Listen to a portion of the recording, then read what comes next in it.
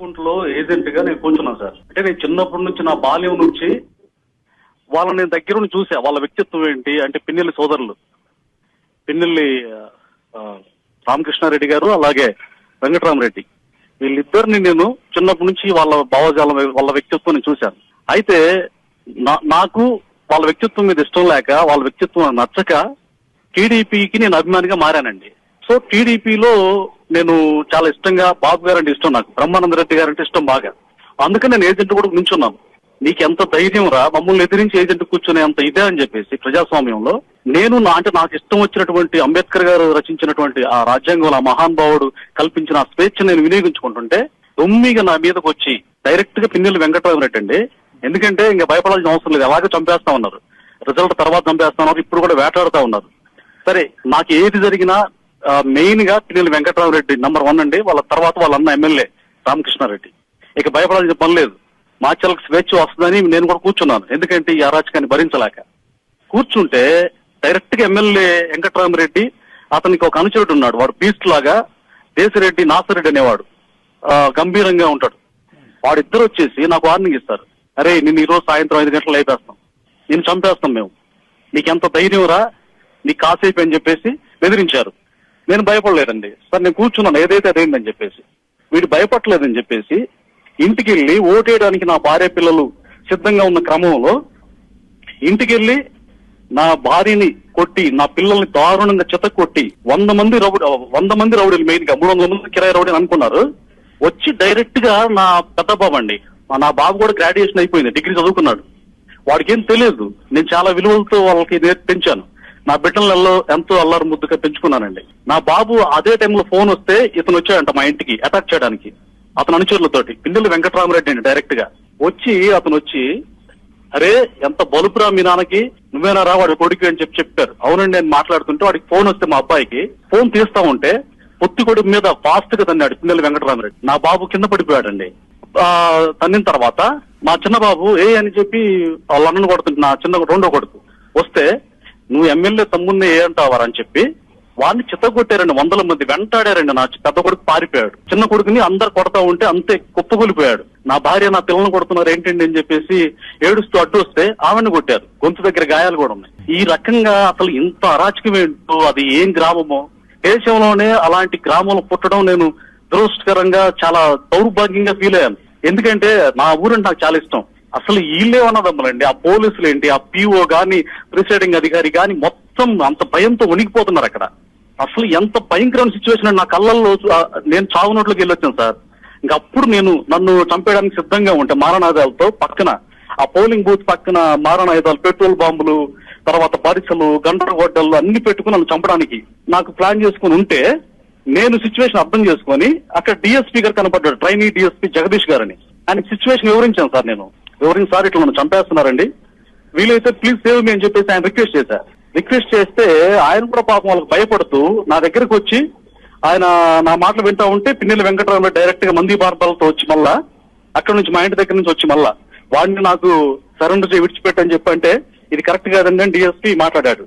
అయినా సరే డిఎస్పీ లాగి పక్కన పెట్టేసి నన్ను చంపాలని ప్లాన్ చేస్తే అప్పుడు సెంట్రల్ పోలీసులు కూడా మానవతా దృక్పథంతో సార్ క్రిటికల్ గా ఉందని చెప్పేసి డిఎస్పీ గారితో డిస్కస్ చేశారు హిందీలో. తర్వాత ఆయన గొట్టిపాల్ అనే గ్రామం నుంచి ఒక 6-7 సెంట్రల్ ఫోర్స్ ని తెప్పించారండి. తెప్పించి నన్ను సేవ్ చేసినందుకు ఆయన మీద కూడా ఫైర్ అయ్యాడు పిన్నెల్లి వెంకటరామరెడ్డి, వాడిని సేవ్ చేస్తామని చెప్పేసి. అయితే ఆయన సేవ్ చేసి కేవలం సేమ్ బుద్ధా వెంకన్న గారిని గతంలో తురకా కిషోర్ అనే వ్యక్తి దాటి నుంచి ఎలా సేవ్ చేశారో ట్రైనీ డిఎస్పీ జగదీష్ గారు అని చెప్పేసి నన్ను ఆయన వెహికల్ ఎక్కించుకొని చాలా స్పీడ్ తోటి నన్ను సేవ్ చేసి వెల్దుర్తి పోలీస్ స్టేషన్ లో వదిలిపెట్టాడండి. లేకపోతే నేను చనిపోయేవాడిని. నా భార్య బిడ్డల్ని పోలీసులు వెళ్ళిపోయిన తర్వాత చంపాలని స్కెచ్ చేశారండి. ఆల్రెడీ స్కెచ్ చేస్తే వాళ్ళు అక్కడ ఉన్న క్రమంలో నేను కొంచెం వాళ్ళ గైడెన్స్ ఇచ్చేసి డిఎస్పీ గారు అండర్లోకి వచ్చిన తర్వాత నేను ఫోన్ బయట నుంచి తెప్పించుకొని నా ఫోను డిఎస్పీ గారికి చెప్పాను, నా భార్య బిడ్డలు చంపేస్తారంటే ఆయన కూడా పట్టించుకోలేదండి. ఆయన చేతులు ఎత్తేసారు వాళ్ళందరూ కూడా. ఎస్పీ గారికి ఫోన్ చేశాను, స్పెషల్ ఫోర్స్ ఫోన్ చేశాను, ఎవ్వరు కూడా చేస్తాం చూస్తాం, జేసీ గారికి కూడా చేశాను. వాళ్ళు కూడా నిశ్చేష్టలు అయిపోయి మొత్తం కూడా సైలెంట్ ఉండిపోయారు.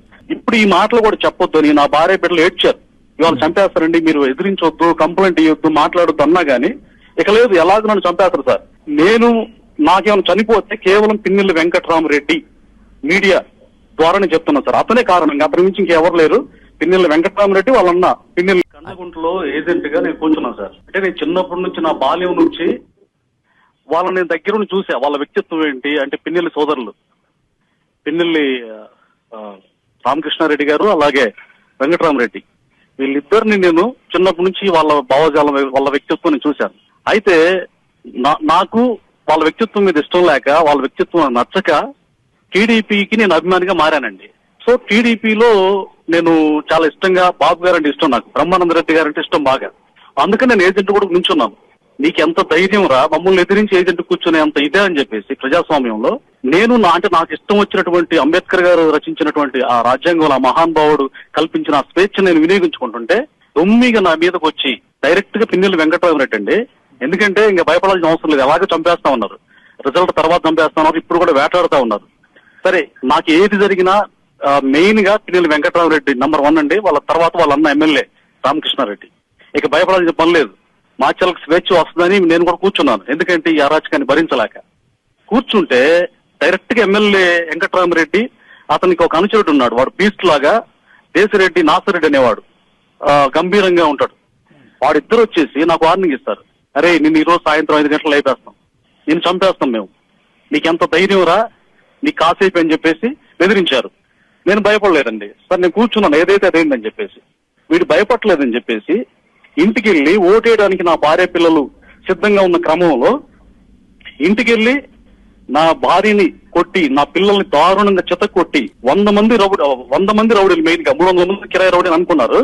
వచ్చి డైరెక్ట్ గా నా పెద్ద బాబు అండి, నా బాబు కూడా గ్రాడ్యుయేషన్ అయిపోయింది, డిగ్రీ చదువుకున్నాడు, వాడికి ఏం తెలియదు. నేను చాలా విలువలతో వాళ్ళకి పెంచాను, నా బిడ్డలలో ఎంతో అల్లరి ముద్దుగా పెంచుకున్నానండి. నా బాబు అదే టైంలో ఫోన్ వస్తే ఇతను వచ్చాడంట మా ఇంటికి అటాక్ చేయడానికి, అతను అనుచరులతోటి. పిన్నెల్లి వెంకటరామరెడ్డి అండి డైరెక్ట్ గా అతను వచ్చి అరే ఎంత బలుపురా మీ నాన్నకి, నువ్వేనా రా వాడి కొడుకు అని చెప్పారు. అవునండి నేను మాట్లాడుతుంటే వాడికి ఫోన్ వస్తే మా అబ్బాయికి ఫోన్ తీస్తా ఉంటే పొత్తి కొడుకు మీద ఫాస్ట్ గా తన్నాడు పిన్నెల్లి వెంకటరామరెడ్డి. నా బాబు కింద పడిపోయాడండి. తన్నిన తర్వాత మా చిన్న బాబు అని చెప్పి వాళ్ళ అన్నను కొడుతుంటే నా చిన్న రెండో కొడుకు వస్తే నువ్వు ఎమ్మెల్యే తమ్ముడిని అంటావారా అని చెప్పి వాడిని చిత్తగొట్టారండి. 100 మంది వెంటాడారండి. నా పెద్ద కొడుకు పారిపోయాడు, చిన్న కొడుకుని అందరు కొడతా ఉంటే అంతే కుప్పగొలిపోయాడు. నా భార్య నా పిల్లల్ని కొడుతున్నారు ఏంటండి అని చెప్పేసి ఏడుస్తూ అడ్డు వస్తే ఆమెను కొట్టారు, గొంతు దగ్గర గాయాలు కూడా ఉన్నాయి. ఈ రకంగా అసలు ఇంత అరాచకం ఏంటో, అది ఏం గ్రామమో, దేశంలోనే అలాంటి గ్రామంలో పుట్టడం నేను దురదృష్టకరంగా చాలా దౌర్భాగ్యంగా ఫీల్ అయ్యాను. ఎందుకంటే నా ఊరంటే నాకు చాలా ఇష్టం. అసలు వీళ్ళే ఉన్నదమ్మలండి, ఆ పోలీసులు ఏంటి, ఆ పిఓ గాని ప్రిసైడింగ్ అధికారి గాని మొత్తం అంత భయంతో వణికిపోతున్నారు అక్కడ. అసలు ఎంత భయంకరమైన సిచ్యువేషన్, నా కళ్ళల్లో నేను చావునోట్లోకి వెళ్ళొచ్చాను సార్. ఇంకప్పుడు నన్ను చంపేయడానికి సిద్ధంగా ఉంటే మారణాయుధాలతో పక్కన ఆ పోలింగ్ బూత్ పక్కన మారణాయుధాలు, పెట్రోల్ బాంబులు, తర్వాత బరిసలు, గండ్రగొడ్డలు అన్ని పెట్టుకుని నన్ను చంపడానికి నాకు ప్లాన్ చేసుకుని ఉంటే నేను సిచ్యువేషన్ అర్థం చేసుకుని అక్కడ డిఎస్పీ గారు కనపడ్డాడు, ట్రైనీ డిఎస్పీ జగదీష్ గారని. ఆయనకి సిచ్యువేషన్ వివరించాను సార్. సార్ ఇట్లా నన్ను చంపేస్తున్నారండి, వీలైతే ప్లీజ్ సేవ్ మీ అని చెప్పేసి ఆయన రిక్వెస్ట్ చేస్తే ఆయన కూడా పాపం వాళ్ళకి భయపడుతూ నా దగ్గరకు వచ్చి ఆయన నా మాటలు వింటా ఉంటే పిన్నెల్లి వెంకటరామరెడ్డి డైరెక్ట్ గా మంది బార్బాలతో వచ్చి మళ్ళా అక్కడ నుంచి మా ఇంటి దగ్గర నుంచి వచ్చి మళ్ళా వాడిని నాకు సరెండర్ చేసి విడిచిపెట్టని చెప్పంటే ఇది కరెక్ట్ కాదండి అని డిఎస్పీ మాట్లాడాడు. అయినా సరే డిఎస్పీ లాగి పక్కన పెట్టేసి నన్ను చంపాలని ప్లాన్ చేస్తే అప్పుడు సెంట్రల్ పోలీసులు కూడా మానవతా దృక్పథంతో సార్ క్రిటికల్ గా ఉందని చెప్పేసి డిఎస్పీ గారితో డిస్కస్ చేశారు హిందీలో. తర్వాత ఆయన గొట్టిపాల్ అనే గ్రామం నుంచి ఒక 6-7 సెంట్రల్ ఫోర్స్ తెప్పించారండి. తెప్పించి నన్ను సేవ్ చేసినందుకు ఆయన మీద కూడా ఫైర్ అయ్యాడు పిన్నెల్లి వెంకటరామరెడ్డి, వాడిని సేవ్ చేస్తామని చెప్పేసి. అయితే ఆయన సేవ్ చేసి కేవలం సేమ్ బుద్ధా వెంకన్న గారిని గతంలో తురకా కిషోర్ అనే వ్యక్తి దాటి నుంచి ఎలా సేవ్ చేశారో డిఎస్పీ ట్రైనీ డిఎస్పీ జగదీష్ గారు అని చెప్పేసి నన్ను ఆయన వెహికల్ ఎక్కించుకొని చాలా స్పీడ్ తోటి నన్ను సేవ్ చేసి వెల్దుర్తి పోలీస్ స్టేషన్ లో వదిలిపెట్టాడండి. లేకపోతే నేను చనిపోయాన్ని. నా భార్య బిడ్డల్ని పోలీసులు వెళ్ళిపోయిన తర్వాత చంపాలని స్కెచ్ చేశారండి. ఆల్రెడీ స్కెచ్ చేస్తే వాళ్ళు అక్కడ ఉన్న క్రమంలో నేను కొంచెం వాళ్ళ గైడెన్స్ ఇచ్చేసి డిఎస్పీ గారు అండర్లోకి వచ్చిన తర్వాత నేను ఫోన్ బయట నుంచి తెప్పించుకొని నా ఫోన్ డిఎస్పీ గారికి చెప్పాను, నా భార్య బిడ్డలు చంపేస్తారంటే ఆయన కూడా పట్టించుకోలేదండి. ఆయన చేతులు ఎత్తేసారు వాళ్ళందరూ కూడా. ఎస్పీ గారికి ఫోన్ చేశాను, స్పెషల్ ఫోర్స్ ఫోన్ చేశాను, ఎవ్వరు కూడా చేస్తాం చూస్తాం. జేసీ గారికి కూడా చేశాను, వాళ్ళు కూడా నిశ్చేష్టలు అయిపోయి మొత్తం కూడా సైలెంట్ ఉండిపోయారు. ఇప్పుడు ఈ మాటలు కూడా చెప్పొద్దు అని నా భార్య బిడ్డలు ఏడ్చారు, ఇవాళ చంపేస్తారండి, మీరు ఎదిరించొద్దు, కంప్లైంట్ ఇవ్వద్దు, మాట్లాడొద్దు అన్నా గానీ ఇక లేదు, ఎలాగో నన్ను చంపేస్తారు సార్. నాకేమైనా చనిపోతే కేవలం పిన్నెల్లి వెంకటరామరెడ్డి మీడియా ద్వారానే చెప్తున్నాను సార్. అతనే కారణం, అతని నుంచి ఇంకెవరు లేరు. పిన్నెల్లి వెంకటరామరెడ్డి వాళ్ళన్న పిన్నెల్లి రామకృష్ణారెడ్డి.